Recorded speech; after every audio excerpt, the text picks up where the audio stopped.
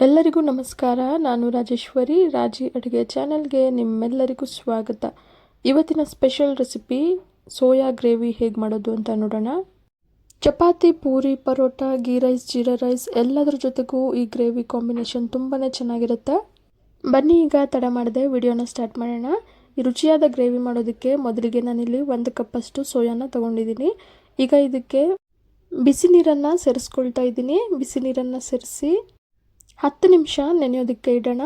ಇದು 10 ನಿಮಿಷ ನೆನೆಯೋ ಅಷ್ಟರಲ್ಲಿ ಗ್ರೇವಿಗೆ ಬೇಕಾಗಿರೋ ಮಸಾಲಾನ ರೆಡಿ ಮಾಡ್ಕೊಳ್ಳೋಣ. ಮಿಕ್ಸಿ ಜಾರ್ಗೆ 1 ಕೈ ಹಿಡಿಯಷ್ಟು ಒಣಕೊಬ್ಬರಿಯನ್ನು ಸಣ್ಣ ಕಟ್ ಮಾಡಿ ಸೇರಿಸ್ಕೊಳ್ತಾ ಇದ್ದೀನಿ. ನಂತರ ಅರ್ಧ ಇಂಚು ಶುಂಠಿನ ಸಣ್ಣ ಕಟ್ ಮಾಡಿ ಸೇರಿಸ್ಕೊಂಡಿದ್ದೀನಿ. 1 ಗಡ್ಡೆ ಬೆಳ್ಳುಳ್ಳಿನ ಸೇರಿಸ್ಕೊಂಡಿದ್ದೀನಿ. 2 ಲವಂಗ, ಅರ್ಧ ಇಂಚು ಚಕ್ಕೆನ ಸೇರಿಸ್ಕೊಳ್ತಾ ಇದ್ದೀನಿ. 1 ಟೇಬಲ್ ಸ್ಪೂನಷ್ಟು ಧನಿಯಾ ಕಾಳನ್ನು ಸೇರಿಸ್ಕೊಳ್ತಾ ಇದ್ದೀನಿ.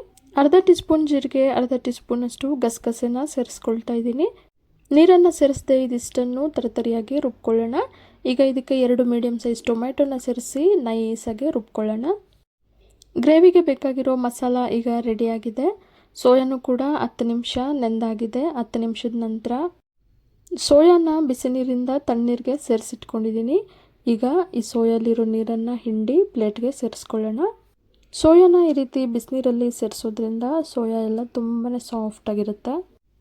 ಸೋಯಲ್ಲಿರೋ ನೀರನ್ನೆಲ್ಲ ಹಿಂಡಿ ಒಂದು ಪ್ಲೇಟ್ಗೆ ಸೇರಿಸಿ ಇಟ್ಕೊಂಡಿದ್ದೀನಿ. ಬಿಸಿಯಾಗಿರೋ ಕಡಾಯಿಗೆ 2 ಟೇಬಲ್ ಸ್ಪೂನಷ್ಟು ಎಣ್ಣೆನ ಸೇರಿಸಿ ಎಣ್ಣೆ ಬಿಸಿಯಾದ ನಂತರ ದಪ್ಪಗಾದ್ರದ್ದು 1 ಈರುಳ್ಳಿನ ಸಣ್ಣಕ್ಕೆ ಹೆಚ್ಚಿ ಸೇರಿಸ್ಕೊಂಡಿದ್ದೀನಿ.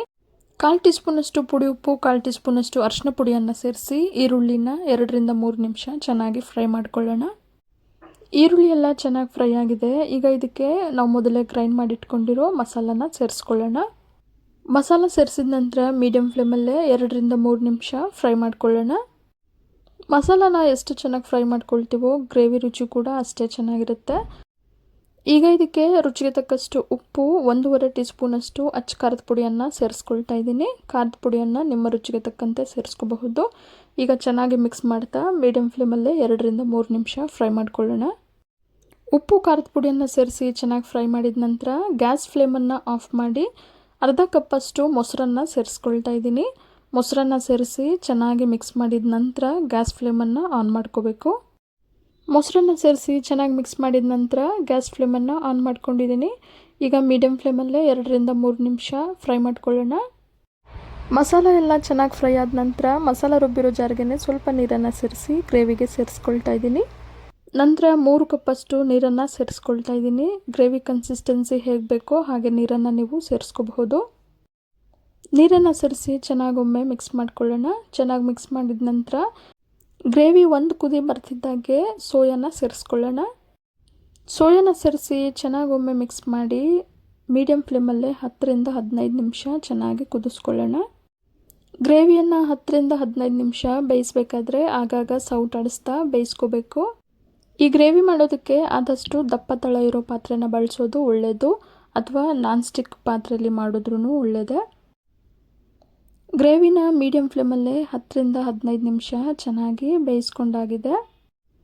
ಈಗ ಸಣ್ಣಕ್ಕೆ ಹೆಚ್ಚಿರೋ 1 ಕೈ ಹಿಡಿಯಷ್ಟು ಕೊತ್ತಂಬರಿಯನ್ನು ಸೇರಿಸ್ಕೊಳ್ತಾ ಇದ್ದೀನಿ. ಕೊತ್ತಂಬರಿಯನ್ನು ಸೇರಿಸಿ ಗ್ಯಾಸ್ ಫ್ಲೇಮನ್ನು ಆಫ್ ಮಾಡ್ಕೊಳ್ಳೋಣ. ರುಚಿಯಾದ ಸೋಯಾ ಗ್ರೇವಿ ಈಗ ಸರ್ವ್ ಮಾಡೋದಕ್ಕೆ ರೆಡಿಯಾಗಿದೆ. ಈ ಗ್ರೇವಿ ತಣ್ಣಗಾದಷ್ಟು ಇನ್ನೂ ಗಟ್ಟಿ ಆಗ್ತಾ ಹೋಗುತ್ತೆ. ಈ ಗ್ರೇವಿಯನ್ನು ಚಪಾತಿ, ಪೂರಿ, ಜೀರಾ ರೈಸ್, ಗೀ ರೈಸ್ ಎಲ್ಲದರ ಜೊತೆಗೂ ಸರ್ವ್ ಮಾಡ್ಕೋಬಹುದು. ತುಂಬಾ ರುಚಿಯಾಗಿರುತ್ತೆ.